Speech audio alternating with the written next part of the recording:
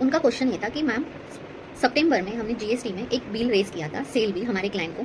अभी नवंबर में जब हम पेमेंट रिलीज़ कर रहे हैं तब हमें पता चला कि उस बिल में अमाउंट ज़्यादा गई है। अब अगर हमें वो इनवॉइस की अमाउंट कम करनी है तो हमें क्या करना होगा? बहुत ही सिंपल सी क्वेरी थी, बट काफ़ी सारे ऐसे अकाउंटेंट होते हैं जिन्हें ये सब टेक्निक्स एंड ये सब लॉजिक्स एंड जीएसटी के बारे में पता नहीं होता है। तो यस, उसका आंसर एक ही था कि आप उन्हें क्रेडिट नोट रेज कर दीजिए। एंड जब जब सेल्स इनवॉइस की वैल्यू हमें कम करनी होती है तब तब हमें उसके अगेंस्ट में उतने अमाउंट की क्रेडिट नोट रेज करनी चाहिए। एंड देन हम जब नेक्स्ट मंथ का उसका रिटर्न फाइल करेंगे, नेक्स्ट मंथ में, अब नवंबर में तो सारे रिटर्न्स चले गए हैं, तो जब हम दिसंबर में करेंगे, अगर चाहे क्लाइंट मंथली हो या क्यूआरएमपी में भी हो, बट जब भी हम उनका रिटर्न फाइल करेंगे उस समय हम वो क्रेडिट नोट उस जीएसटी रिटर्न के R1 करते समय हम पोर्टल पे उसकी रिपोर्ट डाल सकते हैं, उसे हम अपलोड कर सकते हैं। तो जब भी आपके सेल्स वैल्यू, सेल्स इनवॉइस या टर्नओवर आपको कम करना है, आपको क्रेडिट नोट रेज करनी है उस बिल के अगेंस्ट में।